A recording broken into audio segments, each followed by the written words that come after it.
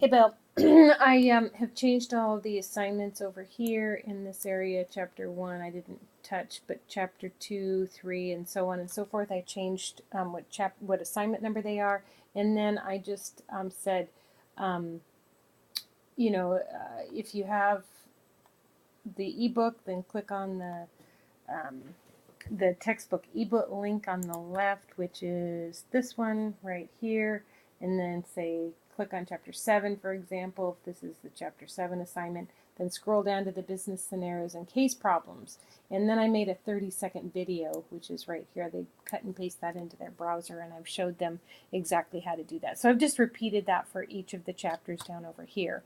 Now I'm going to actually go into the ebook, and I'll go into chapter 7, for example.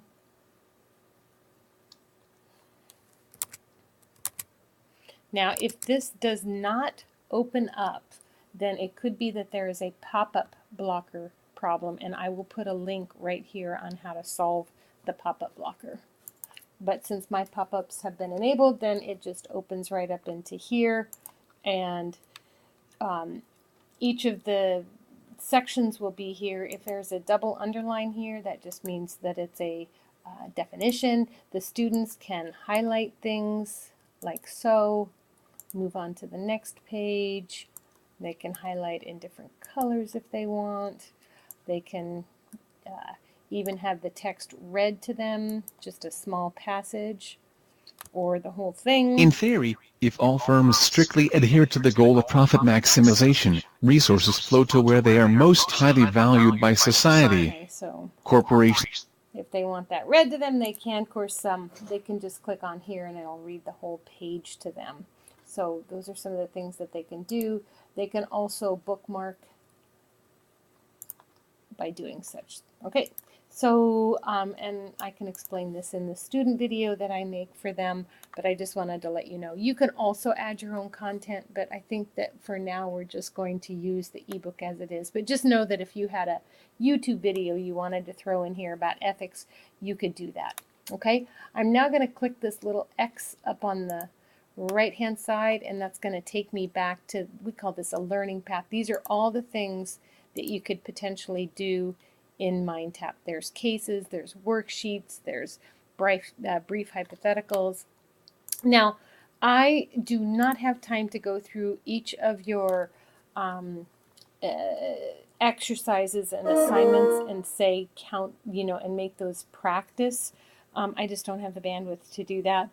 But you could probably mention in your syllabus that nothing will count towards the grade, so if they see this, they can just ignore it. If you want to use this in the spring, we can definitely tweak it and maybe have some things count towards the grade if you want to, incorporate a brief hypothetical, for example, and then everything else will indicate would be practice. But since nothing counts towards the grade right now, I'm just going to leave that alone. Okay, and then that means that none of these things really on the right will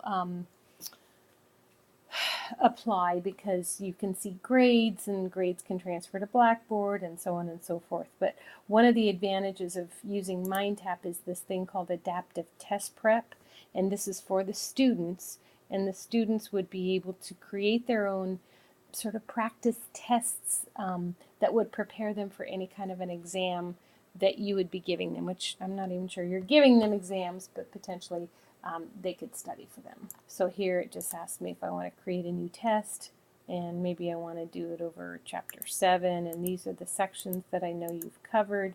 So let me say I want maybe 15 questions, and I just say take a test, and then it will just generate some questions for me around these particular learning objectives in chapter 7. These, of course, are not the test bank questions. These are just little questions for them to get to know. They also have their study hub, which is right here, and that's where all of their highlights and their bookmarks are contained. So if you go to the notes and the highlights, you remember that we created some highlights over here, and I think we even used a couple different colors, and then we bookmark something. So this will basically just take them right back to where that bookmark is. So it's a handy little study tool for them. But that's probably enough to get us going for now. And we've updated Blackboard to indicate how to get here. And anyway, hope that helps, and let me know if you got any questions.